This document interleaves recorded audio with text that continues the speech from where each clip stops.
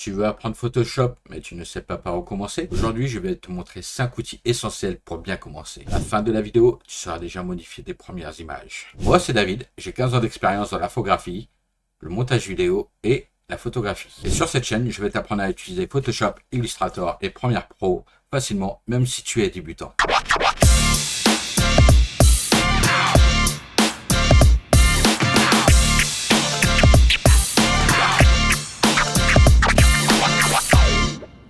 Avant de commencer, il te faut tout d'abord les logiciels Adobe.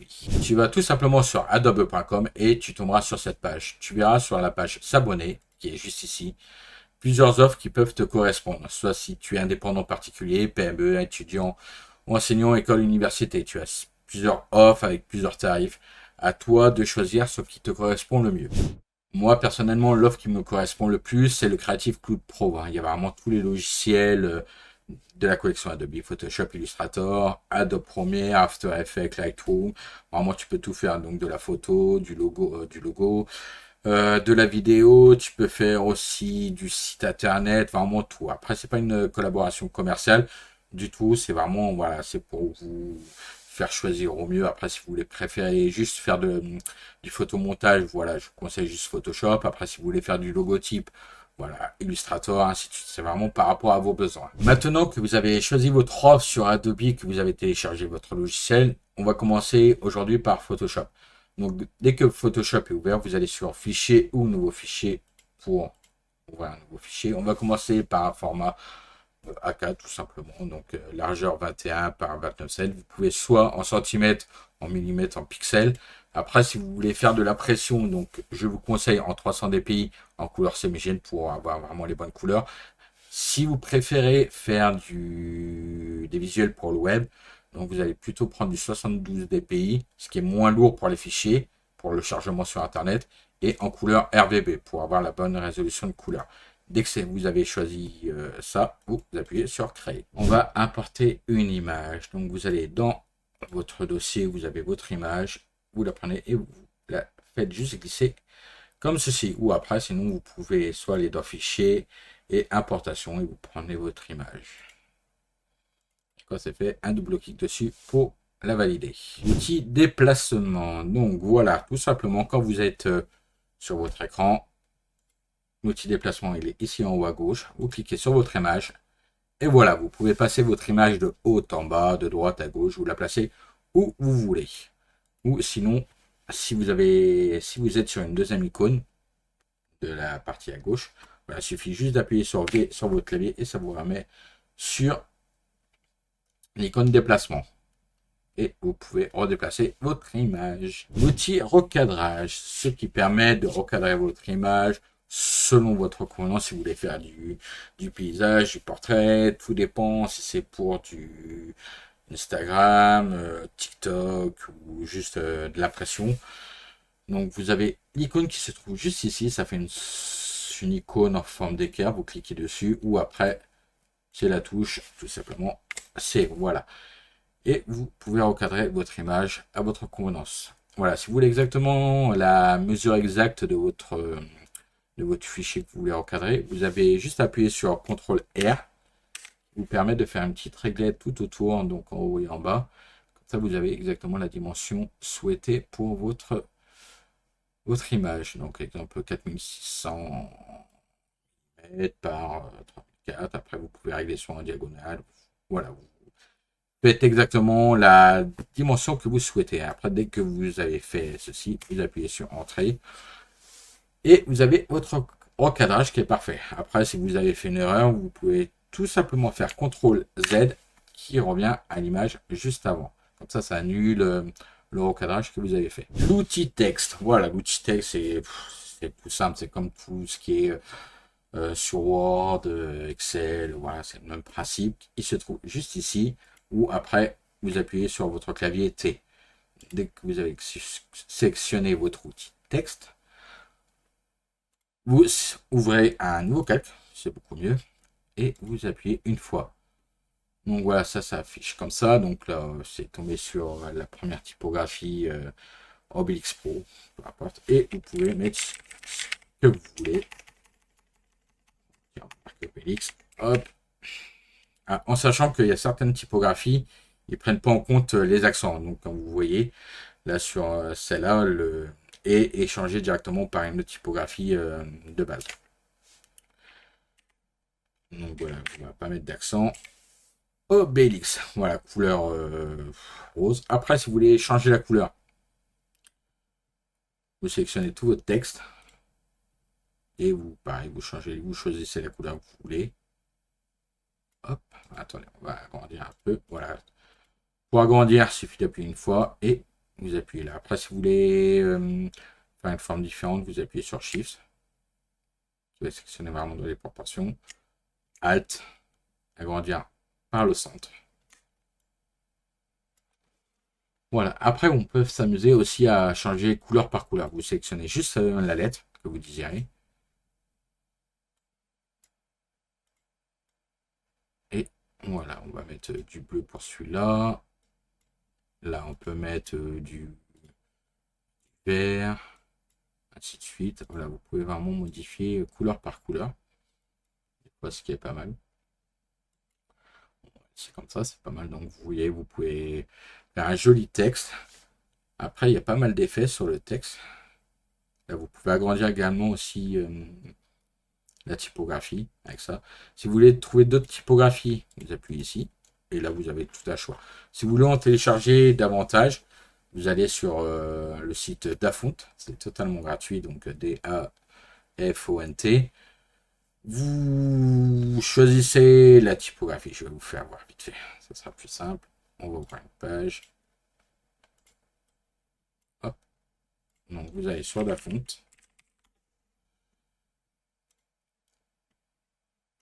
Et là, vous voyez, vous avez énormément de typos par catégorie, fantasy, étranger, on va dire médiéval.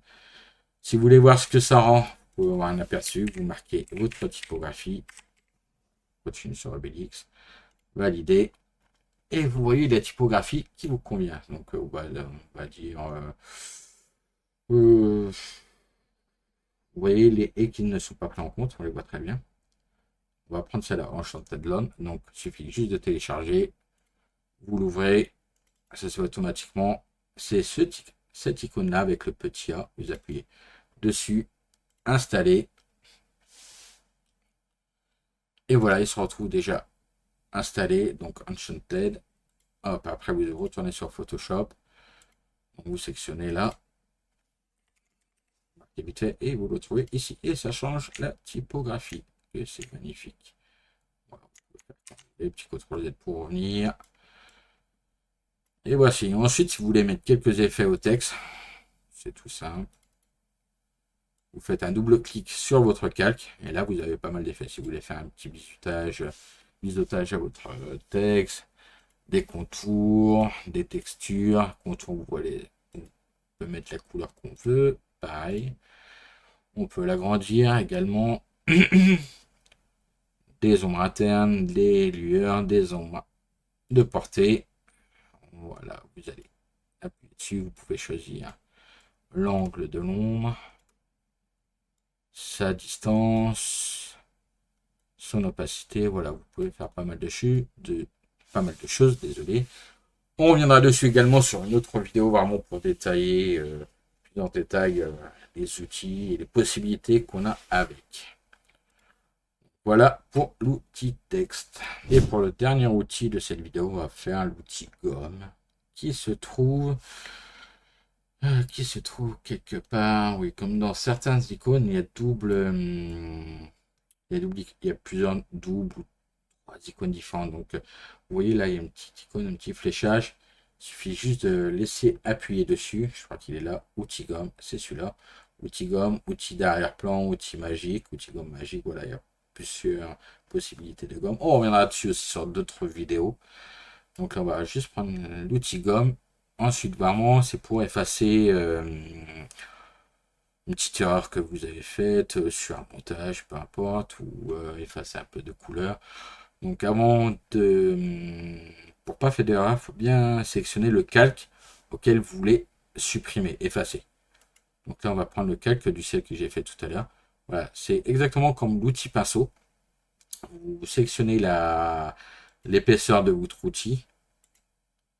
La dureté, si vous voulez, avec un petit flou, ou dureté 0, après notre broche. Pareil, les broches, voilà, il y a pas mal de sites où on peut trouver les pinceaux, ça s'appelle des broches. Vous marquez broche gratuit sur internet et voilà, vous pouvez en télécharger plusieurs. Après, vous pouvez les installer. On reviendra dessus exactement si vous voulez savoir comment on installe un outil broche. Et voilà, on peut avoir des étoiles, on peut avoir pas mal de choses qui peut être sympa pour certains montages. Voilà, n'hésitez surtout pas à zoomer. Désolé si des fois je bafouille un petit peu. Voilà, vous sélectionnez bien votre calque, votre outil, vous l'avez bien choisi. Et après, il suffit de cliquer dessus et vous voyez toutes les parties que je ne veux pas garder sur le calque. Il suffit de les supprimer. Après, si vous voulez être plus précis, voilà, vous changez l'épaisseur de votre outil. Et voilà, vous prenez votre temps. N'hésitez pas à bien regarder, à zoomer. Là, vous voyez, si je joue les petites pointes, on peut réduire au maximum. Zoomer. Et comme ça, vous êtes vraiment un peu plus précis sur ce que vous voulez faire. Vraiment, quand vous voulez des petits détails, là, vous voyez tous les petits carrés qui viennent d'apparaître en zoomant. C'est les pixels, car Photoshop, c'est du pixel. Comparé à Illustrator, c'est vraiment du linéaire. Donc, vous pouvez faire ce que vous voulez en illustration. Vous n'aurez jamais de pixels flous sur les contours, quoi que ce soit comparé à Photoshop, vu que c'est du pixel. Donc, voilà, vous pouvez changer la couleur de chaque pixel si vous, voilà, vous voulez faire du pixel art ou peu importe. Vous pouvez faire pas mal de choses. Et si vous demandez la différence également entre Photoshop et Illustrator, voilà, Photoshop, ça va être plus pour tout ce qui est la photo pure, la retouche, un peu de création, du photomontage, des effets, enfin, voilà, pas mal de choses. Et après, Illustrator, ça va être plus pour les logotypes, les affiches, car l'avantage avec Illustrator, si vous voulez faire des prints de grandes dimensions, exemple pour faire des grandes bâches qu'on va mettre sur des immeubles, peu importe la dimension que vous allez faire, vous n'aurez jamais de pixelisation sur l'image. Comparé à Photoshop, voilà, si vous avez une image, là vous voyez qui n'est pas trop de bonne qualité, vous allez avoir des petits défauts de nuances de pixels. Et puisque vous allez agrandir l'image, si la photo n'est pas fort pixel, voilà, vous pourrez le voir en agrandissement comparé à Illustrator, vous verrez aucun pixel car c'est vraiment du linéaire. Voilà, on continue un peu sur l'outil gomme. On va faire vraiment du grossier pour pas que la vidéo non plus dure 40 heures. On reviendra en détail sur d'autres vidéos. De toute façon, là, c'est vraiment la toute première vidéo de ma chaîne pour vous expliquer vraiment les bases de démarrage. Donc, pareil, je ferai exactement les bases sur Illustrator, Premiere Pro. Donc, n'ayez pas peur. D'autres vidéos vont venir prochainement. J'ai essayé d'en faire 2 par semaine au maximum. Vraiment vous expliquer toute la magie de ces logiciels qui sont vraiment bien. Après, il y en a d'autres qui préfèrent, il y a quoi comme logiciel, DaVinci, pas mal. Moi, je suis plutôt Adobe. J'ai toujours appris sur celui-là. Donc, vous voyez plus en détail ce que ça donne. Voilà, vous avez plus un rendu un peu plus